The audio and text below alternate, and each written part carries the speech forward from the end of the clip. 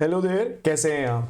मेरा नाम है गौरव मिश्रा और आज के इस वीडियो में हम लोग बात करने वाले हैं अबाउट मलेरिया के बारे में ना। मलेरिया जो है ये दो शब्दों को जोड़ करके बनाया गया है, मैला एंड आरिया। Both of these terms have different meaning. मेला का मतलब होता है फाउल या फिर बैड और एरिया का मतलब होता है air.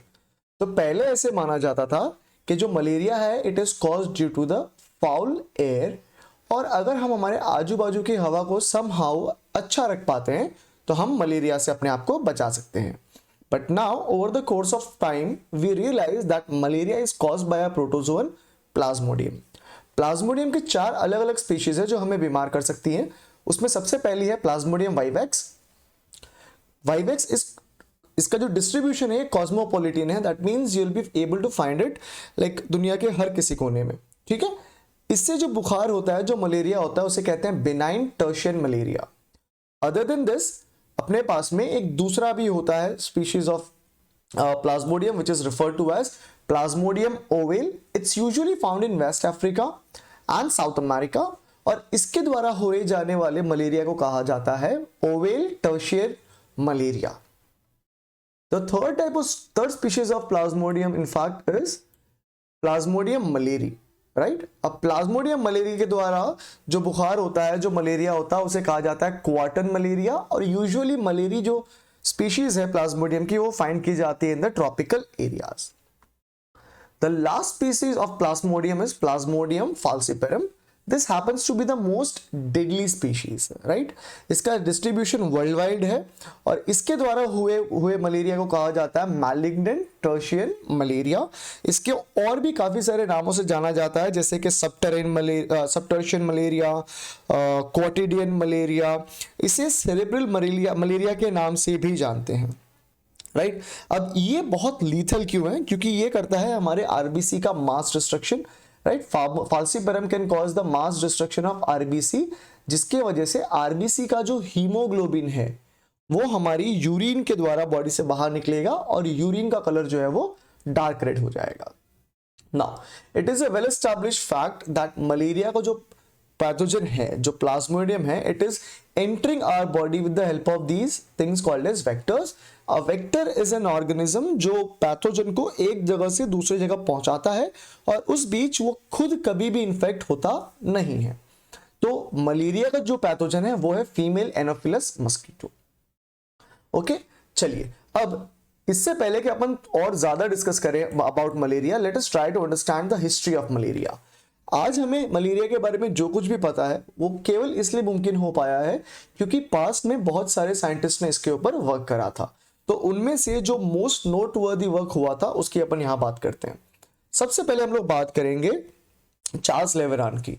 He discovered, in fact he found the amoeboid form of the Plasmodium in human RBC. उसके बाद में हम बात करने वाले हैं कैमिलो गोल्जी की। इन्होंने एरिथ्रोसाइटिक साइकिल ऑब्जर्व करी थी of the Plasmodium in our body. ठीक है, इन्होंने स्कीजोगोनी को भी ऑब्जर्व करा था। अब स्कीजोगोनी क्या होती है? ये एक प्रकार का मल्टीपल फ्यूजन होता है। Alright, this is a type of multiple fusion जिसके अंदर हमारे जो न्यूक्लियस है वो काफी दफा डिवाइड करते हैं और साइटोप्लाज्म डिवाइड कर पाता नहीं है। अब क्योंकि ये सबसे पहली दफा कैमिलो गोल्जी के द्वारा ऑब्जर्व किया गया था, इस साइकिल को गोल्जी साइकिल के नाम से भी जाना जाता है। आफ्टर दिस अपने पास आते हैं Ronald Ross. Ronald Ross is credited for discovery of malaria. इन्होंने एस्टैब्लिश किया था that mosquito act as the vector. हमने पहले ही वेक्टर के बारे में बात करी है। वेक्टर वो ऑर्गेनिज्म होता है जो खुद तो बीमार नहीं होता पर केवल बीमारियों को एक जगह से दूसरी जगह ट्रांसमिट करता है। उसके बाद आए Grassi, Bignami and Bastianelli. They established the fact that there is an asexual mode of reproduction in case of the plasmodium, but ये जो इन्होंने डिस्कवरी करी थी ये करी थी with respect to the mosquito। इसके बाद में हमारे पास में आए McCallum. McCallum studied the sexual mode of reproduction in case of Plasmodium, and ये दोनों ही जो स्टडी करी गई थी मैककॉलम के द्वारा और ग्रासी, बिग्नामी एंड बेटनेली के द्वारा वो की गई थी मस्कीटो के अंदर, राइट। इसके बाद हमारे पास में आए ई श्रॉट। नाउ श्रॉट ने क्या करा था? इन्होंने आइडेंटिफाई करा था asexual reproduction in the liver sales of human. ठीक है, तो तो आप देखिएगा, आप देख पाएंगे कि अपने पास में बहुत सारा जो इंफॉर्मेशन आज मलेरिया के बारे में प्रेजेंट है, एस्टैब्लिश हुआ है, वो काफी सारे अलग अलग साइंटिस्टों की मदद से हो पाया है। ऑलराइट, चलिए, अगर इतनी कहानी साथ आ गई और आप समझ पाए हैं तो इस वीडियो को जरूर लाइक कर दीजिएगा और एंड तक बने रहे बच्चों अपने साथ में। चलिए, now let us try to understand a very important fact about malaria. देखिए, मलेरिया की अगर अपने बात करते हैं तो अपन को यह समझ में आ जाता है कि it is caused bye Plasmodium. Alright, it's caused by Plasmodium. और अब जो हम स्टडी करने वाले हैं वो स्टडी होगी with respect to plasmodium vivax. Plasmodium vivax is widely studied plasmodium, ठीक है। औरों की भी स्टडी करी गई है, बट जनरल जो स्टडी करी जाती है वो हम लोग प्लाज्मोडियम वाइवेक्स के ऊपर करते हैं। तो प्लाज्मोडियम वाइवेक्स जो है बच्चों, वो एक डाइजेनेटिक ऑर्गेनिज्म है। क्यों डाइजेनेटिक ऑर्गेनिज्म है? बिकॉज इसके पास में दो होस्ट होते हैं, एक तो ह्यूमन होता है और दूसरा जो है वो मस्कीटो होता है। ऑलराइट, नाउ चलिए, अब अपन लोग इस चीज को थोड़ा सा और विस्तार से समझते हैं। तो let's assume that we have got a mosquito and what did the mosquito do इस मस्कीटो ने हमें बाइट करा। तो ये जो हमारी ब्लड वेसल्स थी, these were our blood vessels. In fact ये हमारी वेन को काट रहा है, ठीक है। तो जब ब्लड वेसल में इसने हमें बाइट करा तो ये क्या करता है, ये बहुत सारे प्लाज्मोडियम को हमारी ब्लड वेसल के अंदर इंजेक्ट कर देता है। तो ये जो आप ब्लू कलर के डॉटेड स्ट्रक्चर देख पा रहे हैं, that's the plasmodium getting inside our body. Alright, now see the plasmodium, when it enters into our body, it enters into the blood vessels in the form of sporozoites. Sporozoites are the infective form in case of human. Now ये हमारे blood vessel में तकरीबन आधे घंटे तक रहते हैं और उसके बाद में ये माइग्रेट कर जाते हैं एक ऑर्गन पर जिसका नाम है liver. Now as soon as they reach our liver, जैसे ही हमारे लिवर तक पहुंचते हैं ये स्टार्ट कर देते हैं लिवर स्किज़ोगोनी या फिर हेपेटिक स्किज़ोगोनी, ठीक है। इस दरमियान आप देखोगे दो स्टेजेस होते हैं। पहला स्टेज जो होता है उसको अपन कहते हैं प्री एरिथ्रोसाइटिक साइकिल और दूसरा जो स्टेज होता है उसको अपन कहते हैं एक्सो एरिथ्रोसाइटिक साइकिल। तो फिलहाल अपन बात करते हैं प्री एरिथ्रोसाइटिक साइकिल के बारे में। सो प्री एरिथ्रोसाइटिक, प्री से क्या समझ में आता है अपने को, एरिथ्रोसाइटिक मतलब क्या समझ में आता है, ये it has something to do with the RBC, right. तो हम देख पाते हैं कि जो स्पोरोजोइड्स हैं, the infective stage of plasmodium, it enters into our hepatic cells by their lytic action. Hepatic cells का मतलब क्या होता है, हमारे लीवर के सेल्स के अंदर ये पहुंचते हैं। और लाइटिक का मतलब क्या है, इनके पास ये टेंडेंसी होती है कि ये लोग लाइसिस कर सकते हैं। लाइसिस मतलब हमारे सेल को रप्चर कर सकते हैं। तो आप देख पाएंगे यहां पर डायग्राम में that we have got a hepatic cells, this hepatic cell is being infected by a sporozoite, right. It's very evident from the diagram itself कि हम जैसे ही ये प्लाज्मोडियम हमारी बॉडी में दाखिल होता है तकरीबन आधे घंटे के बाद में ये हमारे लीवर तक पहुंचता है और हमारी हेपेटिक सेल को इन्फेक्ट करता है। After that we find that there is the nuclear division taking place and the schizont stage develops. Schizont का मतलब क्या है यार, बहुत सारा न्यूक्लियस डिवाइड होकर के हमको अवेलेबल रहेगा, राइट।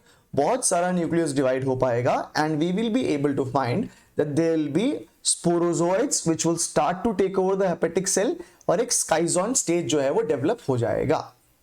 इसके बाद में हम क्या देखेंगे, इसके बाद में हम देखेंगे कि ये जो स्काइजॉन्ट था, देखो स्काइजॉन्ट का मतलब होता क्या है यार, कि हमारे सेल के अंदर काफी सारे न्यूक्लियर स्ट्रक्चर देखने मिले, ठीक है।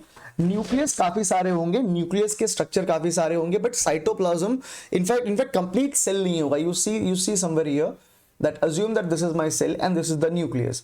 So if the division would take place such that I would have multiple copies of the nucleus but not the cytoplasm enveloping these nucleus, तो ये जो स्ट्रक्चर है ये स्काइजॉन्ट स्ट्रक्चर देखने मिलेगा मुझे, ठीक है।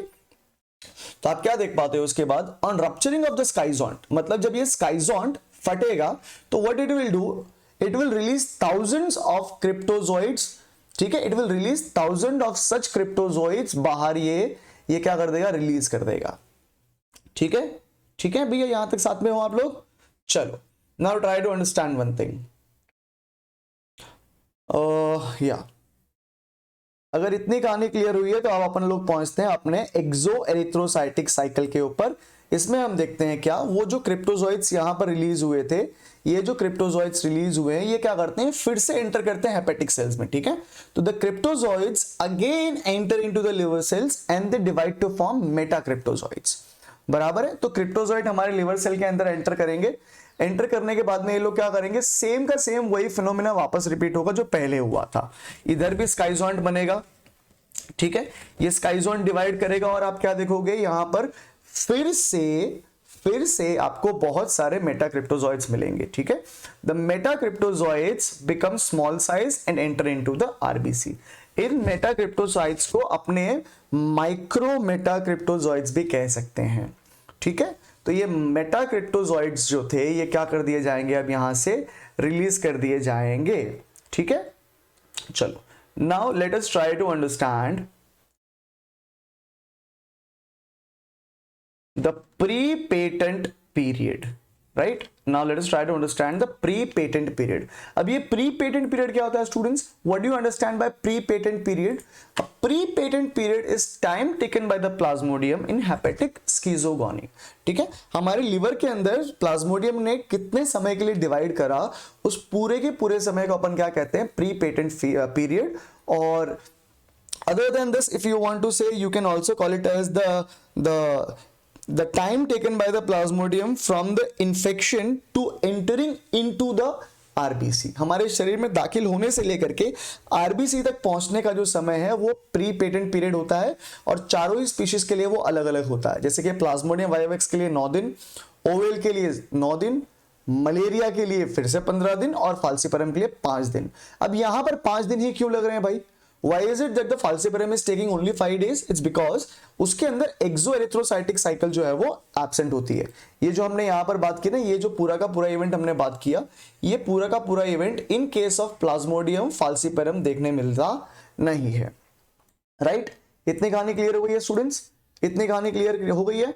तो चलो let us try to understand now what will happen once this metacryptozoites are formed in the hepatic cells, ठीक है। तो ये क्या करेंगे, ये वहां से निकलेंगे और ये एंटर कर जाएंगे हमारी आरबीसी के अंदर, ठीक है।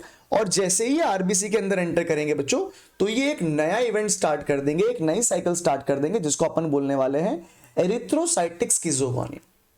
स्किज़ोगोनी का मतलब ध्यान में रख के चलना बेटा, स्किज़ोगोनी का ध्यान में रख करके चलना, मतलब इसका मतलब क्या होता है, मल्टीपल फिजन इस तरीके से हो कि बहुत सारा न्यूक्लियर डिवीजन हो बट साइटोप्लाज्मिक डिवीजन हो पाए नहीं।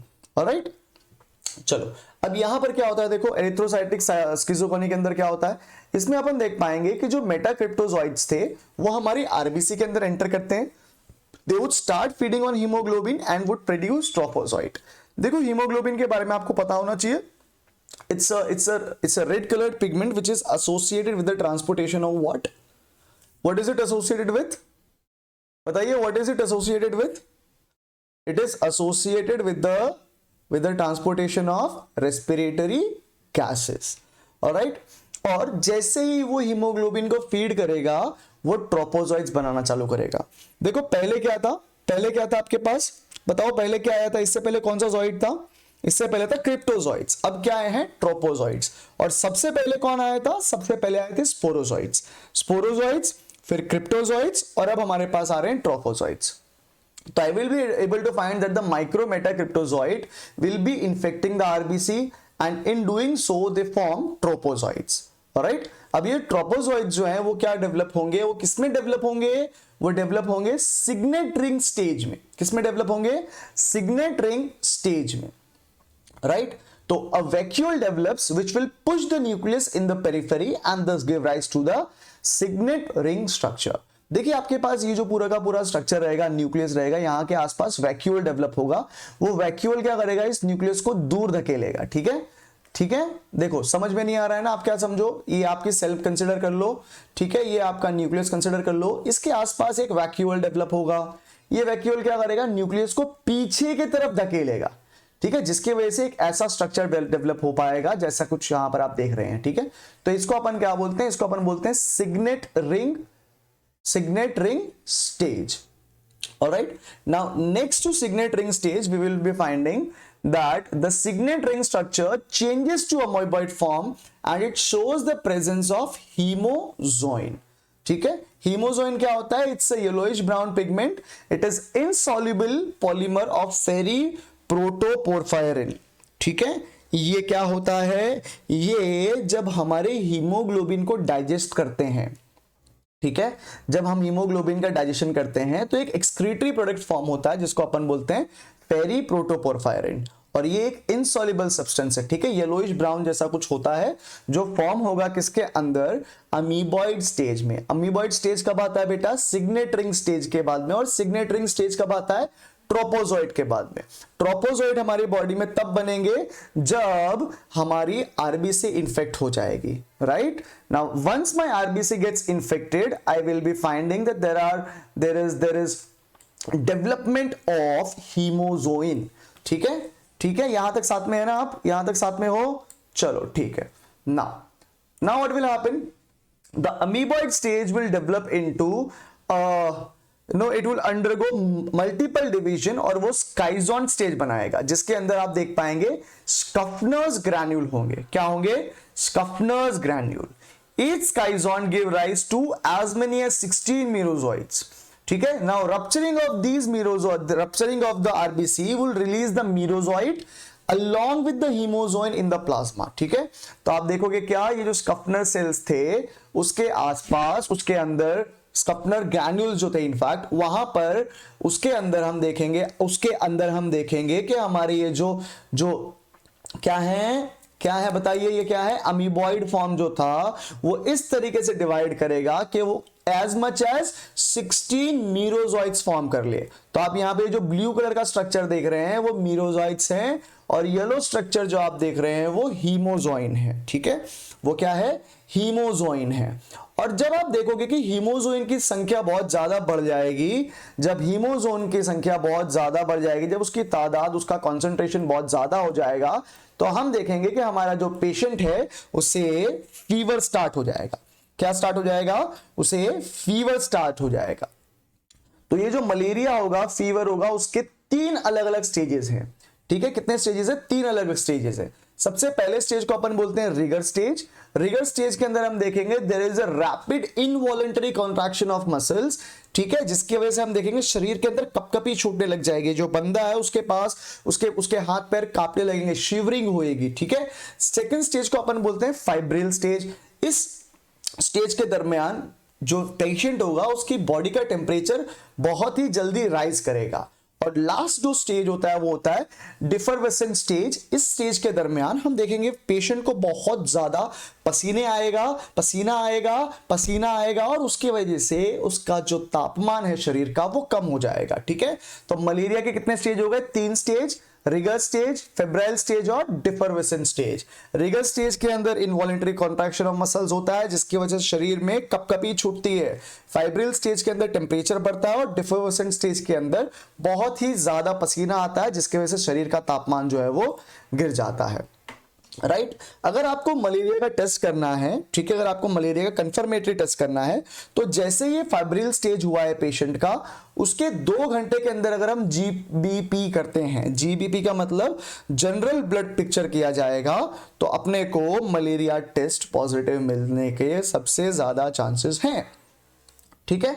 चलो अब हम मान देते हैं कि हमारा पास पेशेंट आया और वो पेशेंट जो था वो मलेरिया था उसे, ठीक है, और हम जानना चाहते हैं कि उसे है कि नहीं है। तो हम कौन कौन से टेस्ट कर सकते हैं, अपन जनरली करते हैं 3 टेस्ट, ठीक है। ये 3 टेस्ट के द्वारा अपन मलेरिया को डायग्नोज कर सकते हैं। तो the immunological test for malaria is indirect haemagglutination, it is also called as IHA, then indirect fluorescent test IFT, and then enzyme linked immunosorbent test है, ये तो अपने को अच्छे से पता होना चाहिए, it is referred to as ELISA। Okay, यहां तक साथ में हो, चलो यहां तक साथ में हो, बोलो हाँ या ना, चलो वेरी गुड। यहां तक साथ में हो ना तो वीडियो को लाइक कर देना, ठीक है। अब आगे बढ़ते हैं और समझने का बात करते हैं, क्या समझने का प्रयास करते हैं, गैमेटोगोनी या फिर gametocytogony. Now what is gametocytogony या फिर gametogony, it is the plasmodium of ours once it has affected the RBC, उसकी जो एबिलिटी है डिवाइड करने की वो धीरे धीरे कम हो जाती है, ठीक है। उसकी एबिलिटी जो है डिवाइड करने की धीरे धीरे कम हो जाती है, इसलिए यहां पे लिखा है it loses the vitality to divide but the merozoites enter RBC to form a gametocyte, ठीक है। उसकी जो एबिलिटी थी डिवाइड करने की वो तो खो चुका है वो, पर फिर भी आरबीसी के अंदर घुस जाएगा, आदत से मजबूर है, और क्या करेगा, गैमेटोसाइट बनाएगा। गैमेटोसाइट को अपन गैमेट्स भी कहते हैं, क्या बोलते हैं, गैमेट्स भी कहते हैं। अब ये गैमेटोसाइट 2 प्रकार के होते हैं, ठीक है, दो प्रकार के गैमेटोसाइट होते हैं। तो पहला जो गैमेटोसाइट होता है वो होता है माइक्रो गैमेटोसाइट, छोटा होता है, स्मॉल साइज है, न्यूक्लियस कंपैरेटिवली बड़ा होता है, और यूजुअली ये जो माइक्रो गैमेटोसाइट है, छोटे मोटे यार हम आदमी जो मेल होते हैं वो माइक्रो गैमेटोसाइट रहते हैं, ठीक है। दूसरा होता है मैक्रो गैमेटोसाइट। मैक्रो गैमेटोसाइट का साइज बड़ा होता है बट न्यूक्लियस कंपैरेटिवली उसका थोड़ा सा छोटा होता है, ठीक है। The male and the female gametocytes का जो रेशियो होता है वो यूजुअली 1:2 का होता है। ऑलराइट, चलो यहां तक साथ में देना भाई, यहां तक साथ में दे। तो अब क्या हुआ, ये सारा जो कुछ खेल खेला गया था वो मेरी बॉडी के अंदर खेला गया था, ठीक है।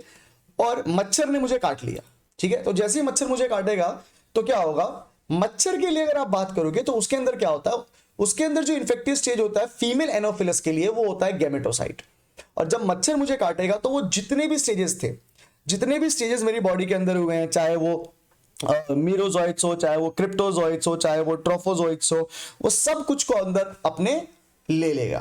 और ये सभी कुछ है ना उसकी बॉडी में डाइजेस्ट हो जाते हैं सिवाय के गैमेटोसाइट के। Why is the gametocyte not digested? Because they have certain enzyme which will not be acted upon by the digestive system of our mosquito. right? चलिए, अब मस्कीटो के अंदर दो इवेंट होते हैं, दो साइकिल होती हैं, 2 cycles takes place inside the body of the mosquito. So what we will understand is कहां पर ये होती हैं साइकिल्स। ये साइकिल होती है हमारे मस्कीटो के गट के अंदर। तो पहली जो साइकिल है उसको अपन कहते हैं क्या, उसको अपन कहते हैं सेक्सुअल साइकिल, ठीक है। Sexual cycle takes place in the gut of the mosquito. Here the microgametocytes undergo exflagellation to form 4 to 8 male gametes, ठीक है। तो आप देख पाएंगे हमारे पास जो माइक्रोगैमेटोसाइट बना था उसके अंदर एक्सफ्लैजिलेशन होगा। एक्सफ्लैजिलेशन का मतलब क्या, वो अपने आप को मोटाइल बनाएंगे और तकरीबन 4 से 8 गैमेट्स बनाएंगे, बराबर। तो यहां पर आप देख पाओगे उसके गट के अंदर मेल गैमेट तैयार हो गया है। आफ्टर दैट हम देखेंगे जो मैक्रोगैमेट था वो आएगा। मैक्रोगैमेट क्या करता है, ये यूजुअली सिंगल गैमेट फॉर्म करता है। माइक्रोगैमेटोसाइट से कितने गैमेट बने, 4 से 8, और मैक्रोगैमेटोसाइट से कितने गैमेट बन रहे हैं, केवल 1, ठीक है। तो अब ये बात आप ध्यान रख के रखेंगे क्या, कि फॉर्मेशन ऑफ गैमेट्स चाहे वो मेल गैमेट हो चाहे वो फीमेल गैमेट हो, उसे कहा जाता है गैमेटोगोनी। और ये gametogony would take place inside the gut of the whose gut will it take place inside, inside whose gut this will take place, it will take place inside the gut of the mosquito, right?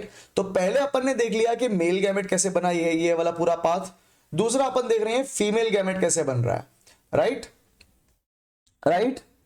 साथ में हो ना बेटा, साथ में हो ना। देखो यार ये मस्कीटो वाला खेल है बहुत बड़ा है यार, ये मलेरिया जो है ना एज अ होल बहुत बड़ा, इसकी साइकिल बहुत बड़ी है। तो I would want you to pay attention, right now.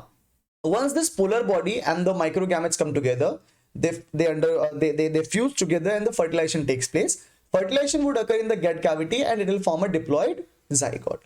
जैसे डिप्लॉयड जाइगोट बनता है क्या होगा, हम देखेंगे ये डिप्लॉयड जाइगोट जो है अपने आप को जो मस्कीटो की गट होती है उसकी वॉल के अंदर पेनिट्रेट करवा लेता है, ठीक है। और ये क्या बनता है, ऊकाइनेट बनता है। तो zygote becomes motile and it is called as ookinete, and this ookinete will try to establish और पेनिट्रेट द गट वॉल, और क्या कर लेगा, एक सिस्ट फॉर्म कर लेगा, अपने ऊपर एक प्रोटेक्टिव लेयर फॉर्म कर लेगा, और इस प्रोटेक्टिव लेयर के साथ जो स्ट्रक्चर तैयार होगा उससे हम लोग स्टार्ट करेंगे स्पोरोगोनी, ठीक है। तो अब जितने भी इवेंट्स आएंगे वो स्पोरोगोनी के होंगे। इससे पहले जो भी इवेंट हुए थे यहां पर, ये सारे के सारे इवेंट किसके थे बेटा, ये सारे के सारे इवेंट थे गैमेटोगोनी के। यहां पर हमने क्या किया था, गैमेट बनाया था, और अब हम क्या करेंगे, स्पोरोजोइट बनाएंगे, ठीक है।